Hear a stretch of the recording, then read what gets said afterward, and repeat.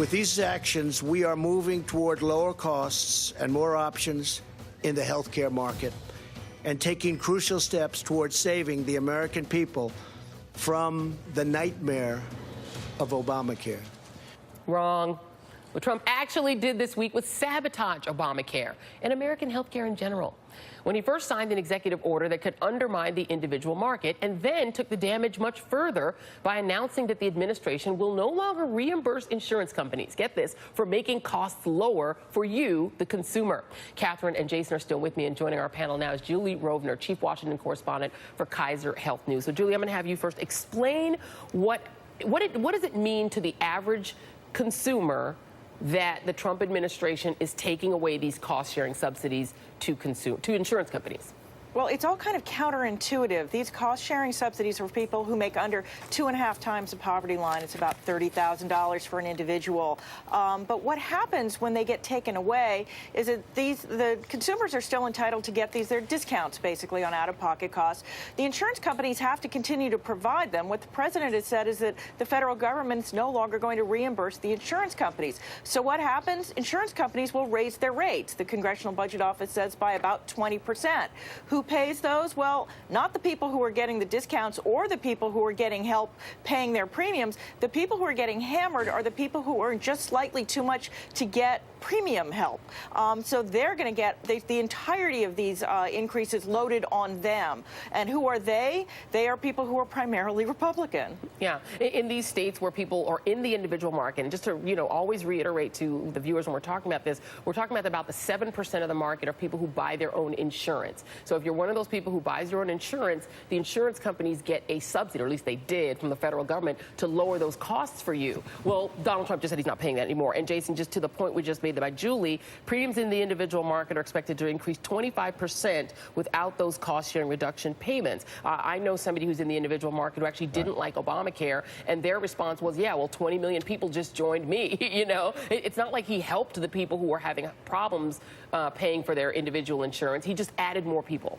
Exactly. And Joy, I think the core of this is, should any of us be surprised that Donald Trump doesn't want to pay his debts? I mean, hasn't that been his entire career of having financial obligations and then saying, I don't want to do it anymore, but he doesn't want to?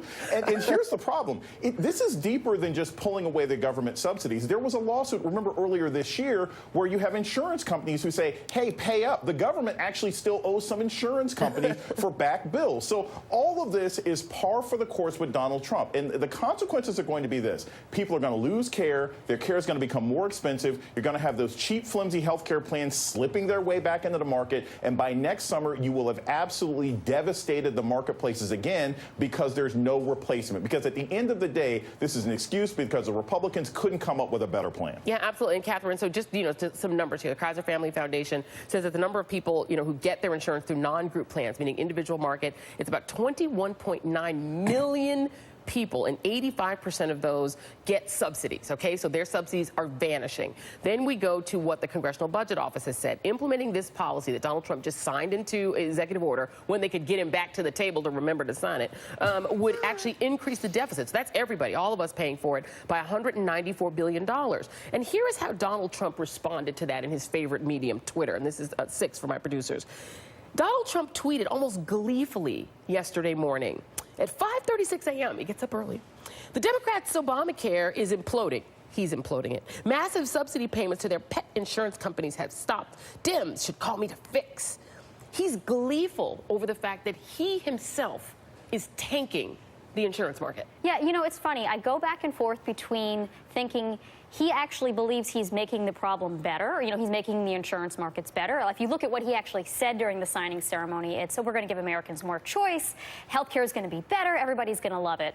So, does he actually believe that, or does he believe that he's sabotaging it and making things worse? I mean, on some level, if he's a nihilist or if he's an idealist, it doesn't really matter. Bad policy is bad policy. And I tend to err more on the side of, yes, he's trying to screw things up, because if you look at everything else that he's done, and we haven't even talked about the other the portions of the executive order that basically siphon off all of the healthy people in order to make the regular Obamacare plans much more expensive and loaded with sick people. But if you look at that, if you look at the fact that he's pulled advertising money for open enrollment, that he's actually used Obamacare money to run a PR campaign against it, it's hard to avoid the conclusion that he's trying to make health care worse. He's trying to screw up people's lives. Yeah, especially since this is what he has said. This is Donald Trump himself over the last several months saying what he wants to happen to Obamacare.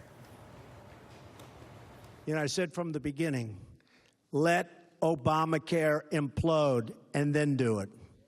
I turned out to be right. Let Obamacare implode. Let Obamacare fail. It'll be a lot easier. We're not going to own it. I'm not going to own it. I can tell you the Republicans are not going to own it. We'll let Obamacare fail, and then the Democrats are going to come to us, and they're going to say, how do we fix it? How do we fix it? Or how do we come up with a new plan? This is not a Republican health care. This is not anything but a Democrat health care. I mean, Julie, this is extortion because he didn't let Obamacare fail because it wasn't failing. He's making it fail. He's trying to push it over the edge, take 21 million people's insurance away, and then essentially go back to Congress with hostages. That's exactly right. And he's been pretty clear about this all along. He says that if it fails, it will be easier to force Congress to do something. He basically wants to trash it and then make the Democrats sue for peace. But when he says that it won't be, that the Republicans won't be accountable, every public opinion poll suggests that that the public now thinks that Republicans are responsible for what happens with the health care system. So I think he may be miscalculating on that point. If he obviously makes it fail, it's not the Democrats who are going to get blamed. And it's unclear whether the Democrats are going to come back to the table and do anything that the Republicans would like to do to replace it. Yeah, why should they, Jason? This is Trumpcare. As of yesterday, it's Trumpcare. There is absolutely no incentive here. This is asinine on the part of any Republican who thinks this works. This is like an abusive boss who's like, hey, if I move your desk and I cut your salary and I kick you out of the guest room, you'll go on a date with me. It doesn't work, right? The Democrats have no reason to work with him. And this president, and here's the issue here, and I also think this is really important for people to understand. The legal argument that Sarah Huckabee Sanders made, which is like, well, these were illegal payments. No, this was actually being appealed in the courts right now. So the government still had an obligation to make these payments until this case made its way up to the Supreme Court, and they're just backing out of it. And it's spiteful and it's foolish, and the Democrats are going to sit here and watch this circular firing squad all the way into 2018. There actually was an effort, a bipartisan effort to deal with this problem, with this sort of ambiguous legality of how to fund these cost-sharing reductions, the subsidies that help lower-income Americans afford insurance.